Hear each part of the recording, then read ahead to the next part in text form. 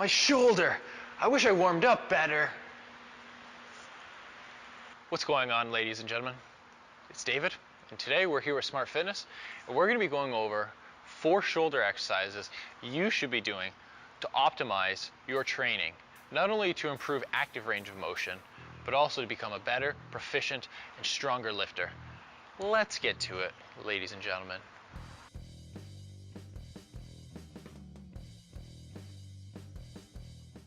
In this video, we're going to be going over the anatomy of the shoulder, what the shoulder does in terms of functions, the muscles, the joints that play a role in the shoulder's functioning, as well as common areas general gym goers become deficient. Once completed, we'll go over the 4 exercises that can make your training improve, we'll say, to the next level. The exercises are ordered from least to most difficult and demanding on the body. Demand is based on stability, loading parameters, and something external to the body, as well as general bodily awareness to perform the movements, based on certain standards that I've come to utilize. The shoulder is a massive area in the human body. There's several joints, ligaments, tendons, and muscles that are all incorporated into the shoulder. The shoulder joint itself is considered a ball and socket joint. Why? Because it moves in multiple areas. It has multiple movement patterns. It has large degrees of freedom. Basically meaning it can move forward, backwards, side to side, crossover. We're going to get to the anatomy of it soon, ladies and gentlemen. You just sit tight. But what you need to realize is that with the shoulder joint and having a large anatomy and a large degree of freedom, there is a chance that the shoulder becomes injured. And as a result, you should be taking steps to improve your shoulder's range of motion, stability, and strength. The shoulder moves in a very similar manner to the hip.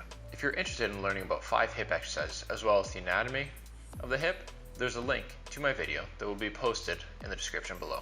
Anyways, the shoulder does move in many different areas. The shoulder moves into flexion, or raising the arm straight up, extension, or straight down and back, abduction, or moving the shoulder away from the body, adduction, or moving the arms via the shoulder towards the midline of the body, internal rotation, as well as external rotation. Additionally, there is horizontal adduction or flexion that plays a role. Due to these movements, the shoulder therefore travels in multiple planes of action. As discussed in previous videos, it moves through the frontal, sagittal, and transverse plane.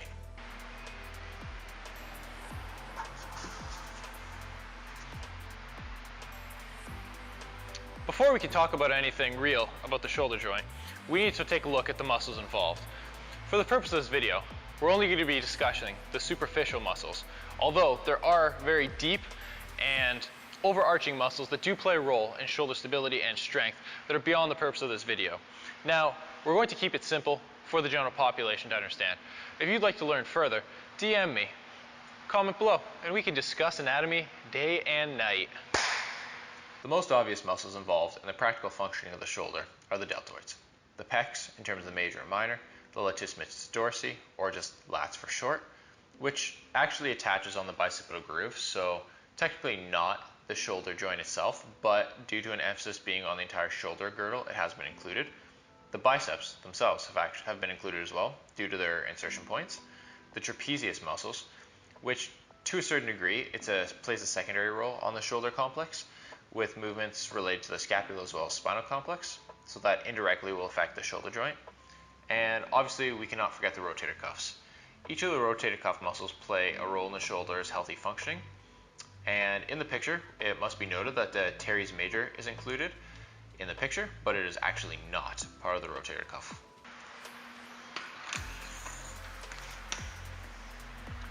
The shoulder has multiple joints, 2 that are of specific importance for this video.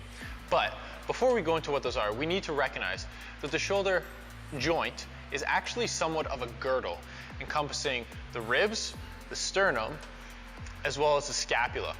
As a result, there's actually 4 joints that are of importance, as well as multiple ligaments, deep and superficial, and multiple muscles, deep and superficial, as we've already discussed. Let's learn. The 2 joints of importance when warming up for general pressing and pushing movements are the AC, or acromioclavicular joint, and the GH, or glenohumeral joint. The other 2 joints that are worth mentioning are the sternoclavicular joint and the scapulothoracic joint. Technically, the scapulothoracic joint is not a true joint, however, but rather it's a point of contact.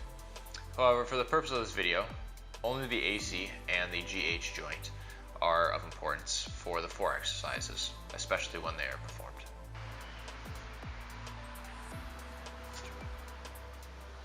Due to lifestyle demands, as well as the way that certain individuals train, it becomes very possible for the shoulder to become stiff, and as a result, deficiencies in range of motion, as well as muscles shortening and lengthening, can come about. Let's learn about how deficiencies can play a role in the shoulder joint, shall we?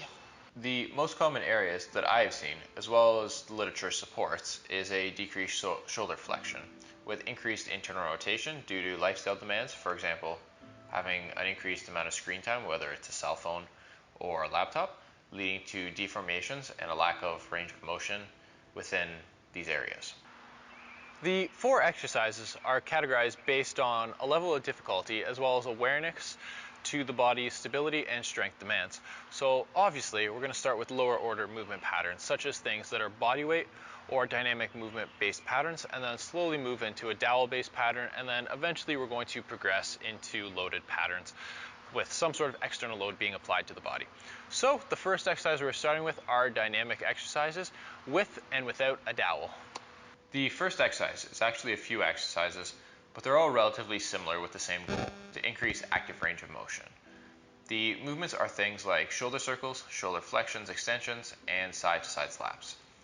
I find it more advantageous to use a dowel because it applies some external stability demands. The main 3 exercises that I find to be the most beneficial for general body warming are shoulder breaks, internal rotations, and kayaks. The next exercises of importance are dynamic patterns that you would typically use throughout the end ranges of motion that are actively controlled, but ones that can be loaded. For example, loaded internal and external rotations. Exercises such as weighted internal and external rotations, or even resisted movement patterns, can be beneficial. Applying a load external to the body while performing a dynamic movement can aid in prepping the body for deeper ranges of motion that could be used within one's training protocols. For example, with the bench press, prepping with active ranges of external and internal rotation can be useful for shoulder mobility and stability.